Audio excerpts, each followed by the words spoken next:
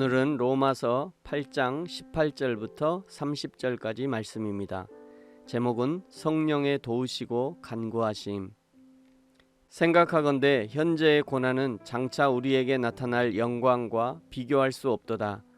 피조물이 고대하는 바는 하나님의 아들들이 나타나는 것이니 피조물이 허무한 데 굴복하는 것은 자기 뜻이 아니요 오직 굴복하게 하시는 이로 말미암음이라. 그 바라는 것은 피조물도 썩어짐의 종노릇안돼서 해방되어 하나님의 자녀들의 영광의 자유에 이르는 것이니라. 피조물이 다 이제까지 함께 탄식하며 함께 고통을 겪고 있는 것을 우리가 아느니라. 그뿐 아니라 또한 우리 곧 성령의 처음 익은 열매를 받은 우리까지도 속으로 탄식하여 양자될 것 곧 우리 몸의 속량을 기다리느니라. 우리가 소망으로 구원을 얻었음에 보이는 소망이 소망이 아니니 보는 것을 누가 바라리요. 만일 우리가 보지 못하는 것을 바라면 참음으로 기다릴지니라. 이와 같이 성령도 우리의 연약함을 도우시나니 우리는 마땅히 기도할 바를 알지 못하나 오직 성령이 말할 수 없는 탄식으로 우리를 위하여 친히 간구하시느니라. 마음을 살피시는 이가 성령의 생각을 아시나니 이는 성령이 하나님의 뜻대로 성도를 위하여 간구하심이니라. 우리가 알거니와 하나님을 사랑하는 자 곧 그의 뜻대로 부르심을 입은 자들에게는 모든 것이 합력하여 선을 이루느니라. 하나님이 미리 아신 자들을 또한 그 아들의 형상을 본받게 하기 위하여 미리 정하셨으니 이는 그로 많은 형제 중에서 맏아들이 되게 하려 하심이니라.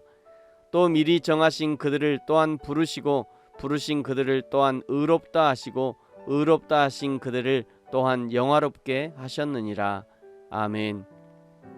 그리스도 예수 안에 있는 자에게는 결코 정죄함이 없다고 선언한 바울이 그럼에도 불구하고 늘 육신을 따르는 육신의 법과 성령을 따르려는 생명과 성령의 법 사이에서 존재할 수밖에 없는 인간의 연약함을 생각하면서 하나님의 자녀이면서 하늘의 영광을 상속할 상속자로 살지만 그러나 그 영광을 얻기 위하여 고난도 함께 받아야 할 것이라고 17절에 권면했었습니다.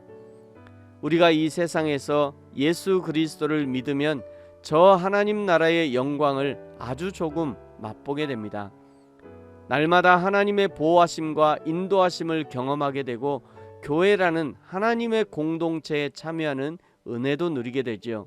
사람에 따라 차이가 있을 수 있지만 세상 사람들이 맛볼 수 없는 기적도 경험하게 됩니다. 그러나 이 모든 하나님 안에서 은혜라고 여겨지는 것들이 고난과 함께 있다는 것을 기억해야 합니다. 고난이 싫어 고난을 포기하면 은혜도 사라지는 거죠. 로마서 5장 20절에 죄가 더한 곳에 은혜가 넘쳤다는 고백이 이런 개념에서 고백되어지는 것입니다. 날마다 나를 유혹하고 나의 신앙을 넘어뜨리려 하는 시도가 우글거리는 그 현장에서도 여전히 믿음으로 살려 하고 죄에 빠지지 않으려고 발버둥 치는 그곳에 여호와 하나님이 함께 하셔서 이겨내게 하시고 승리하게 하시고 죄의 현장이 은혜의 현장으로 변화되는 것입니다.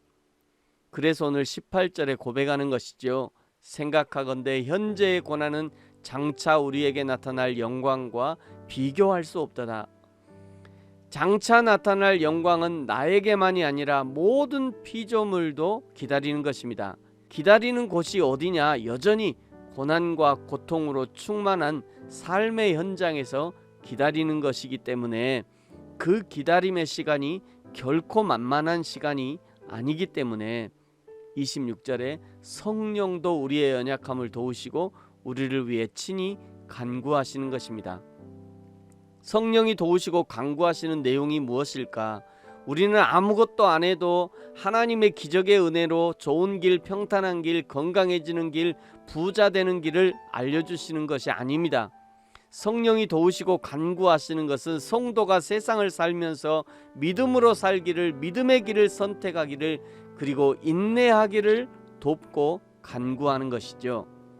끊임없이 믿음의 길을 알려주고 마음에 감동을 주시고 말씀을 깨닫게 해주시지만 그러나 결정은 성도들이 하도록 하는 것입니다.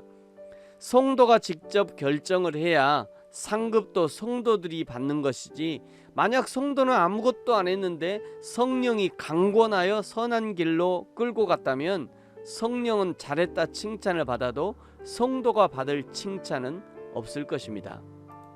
그래서 28절에 있는 모든 것이 합력하여 선을 이루게 하신다는 것은 성도는 아무것도 안 해도 하나님이 다 알아서 하신다는 것이 아니라, 때로 성도가 믿음의 길을 걷다가 실패하고 넘어지고, 때로 견디다가 끝까지 견디지 못하고 넘어져 버리고, 하나님의 뜻을 찾고자 했지만 결국 찾지 못하는, 그러니까 그럴 필요 없는 것이 아니라 그 모든 성도의 믿음의 노력, 믿음의 도전, 믿음의 인내의 끝에서 우리 주님이 성도의 인내를 알아주시고 성도의 눈물을 닦아주시고 수고한 성도들을 위로해 주시는 그 믿음의 승리를 맛보게 하신다는 것입니다.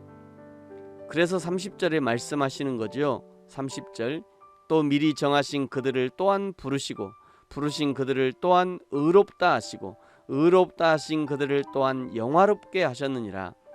이것이 성도의 인생이라는 것이죠. 사단 마귀의 자녀로 있던 우리를 하나님의 자녀로 부르셔서 예수 그리스도의 은혜로 의롭다 하시고 이제 영화롭게 하시는 그날까지 지금 오늘이라는 인생을 성령님의 손잡고 인내함으로 살아가게 하시는 것, 그것을 우리는 성화라고 하는 것이고 믿음의 길이라고 하는 것이며 신앙생활이라고 하는 것입니다. 저와 여러분이 성령님의 인도하심 따라 순종함으로 이 신앙의 삶을 끝까지 인내함으로 잘 살아가기를 예수님의 이름으로 축복합니다. 아멘. 기도하겠습니다. 하나님 아버지, 감사합니다. 오늘도 신앙의 삶을 살게 하시고 인내함으로 하나님의 자녀로서의 삶을 살아가게 하시니 감사합니다.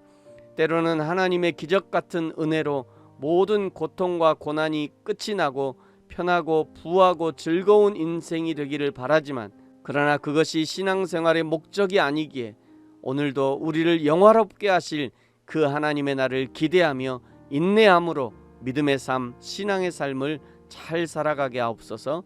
감사합니다. 예수님의 이름으로 기도합니다. 아멘.